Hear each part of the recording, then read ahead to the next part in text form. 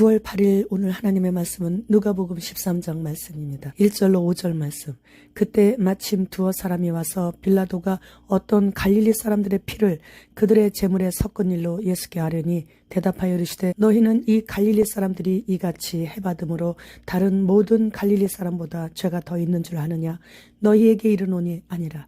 너희도 만일 회개하지 아니하면 다 이와 같이 망하리라. 또 실로암에서 망대가 무너져 치어 죽은 18사람이 예루살렘에 거한 다른 모든 사람보다 죄가 더 있는 줄 아느냐? 너희에게 이르노니 아니라.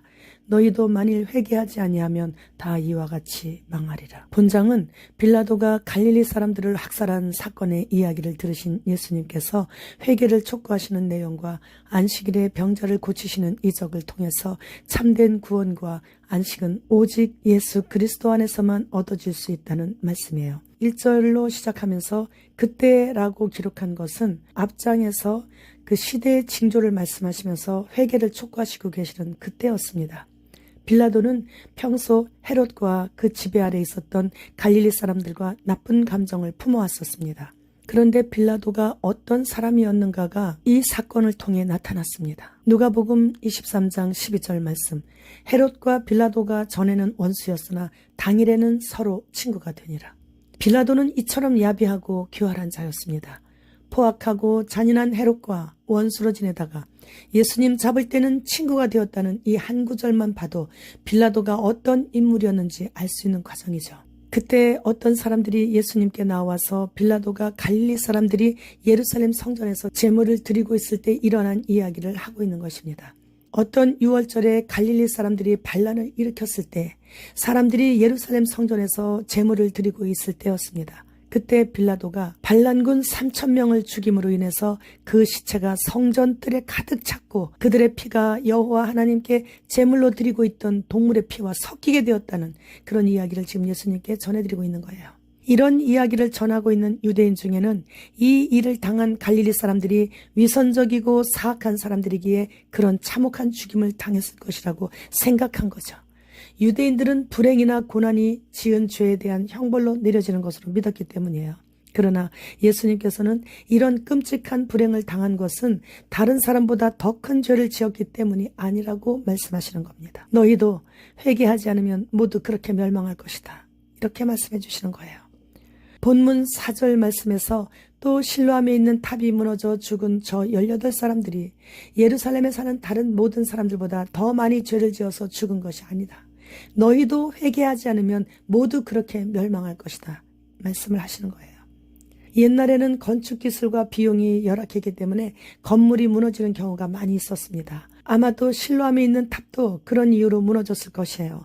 그런데 이때 죽은 18사람도 다른 사람들보다 더 많이 죄를 지었기 때문이 아니라고 말씀해 주시고 계시는 겁니다. 예수님께서는 적어도 재난이나 불행이 죄에 대한 직접적인 형벌이 아님을 분명히 말씀하시고 계시는 거예요. 유대인들은 자신들이 불결하다고 생각하는 사람들은 죄인들이며 그들의 지도자들이 가르친 대로 행하는 사람들은 죄인이 아니라고 생각했죠. 그러나 예수님께서는 12장에서 때를 분별하여 회개하라고 말씀하신 것을 설명하시기 위해 갈릴리 사람들의 재난은 하나님과 타협하지 않고 세상 임금인 사탄과 타협한 결과였음을 암시하기 위해 이 말씀을 하셨던 것입니다. 우리도 자칫하면 이 갈릴리 사람들처럼 하나님의 일인 줄 알고 있다가 사탄과 타협하는 불상사를 당하게 될 수도 있습니다. 따라서 온 마음을 다해 하나님의 말씀을 묵상하며 무엇이 하나님께서 원하시는 일인가를 생각하며 행동해야 하는 것이에요. 할로윈 축제에 이태원에 갔다가 압사당해 죽은 수많은 젊은이들이 그곳에 가지 않아 그 화를 당하지 않은 젊은이들보다 죄가 더 많아 죽은 것이 아닌 것처럼 사탄의 영향 아래로 기어들어가는 일은 없어야 한다는 거예요. 유치원부터 할로윈 축제한다고 옷과 소품들을 사서 입히고 좋다고 박수치는 미련하고 어리석은 부모들이 되어서는 안 된다는 거죠.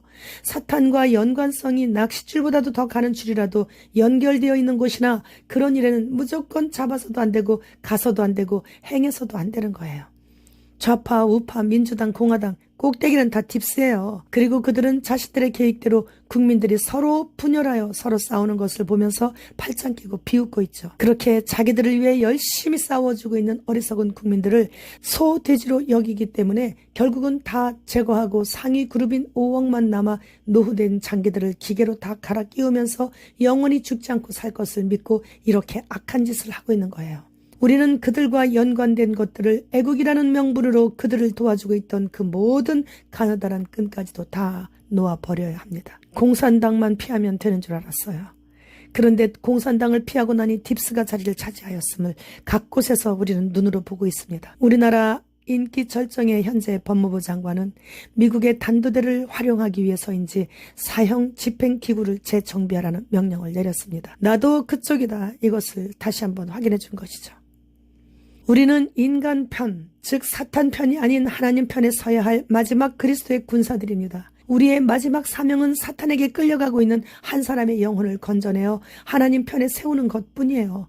이제 우리의 마지막 사명은 천사들도 부러워하는 전도예요. 상급을 바라보며 그날을 기다려야 돼요. 샌프란시스코는 가스보일러, 난로, 온수기 등을 강력하게 규제하고 있습니다. 프랑스 파리는 호랑이 모기 확산을 막기 위해서 주민들을 집에 머물라는 지시를 내렸습니다. 전 세계가 곧 통제 사회로 진입한다라는 것을 말해주고 있는 것이죠. 미국의 구독자님께서 현재 오미크론 변이가 굉장히 빠르게 퍼지고 있어서 9월 13일부터 새로운 hin신 접종을 권하고 있는데 이 접종을 거부할 수 없는 그렇게 사회적인 분위기로 몰아가고 있다고 합니다. 매매가 안 된다라는 거죠. 로봇이 사람처럼 쇼핑가를 돌며 사진도 찍고 즐기고 있는 영상을 봤어요.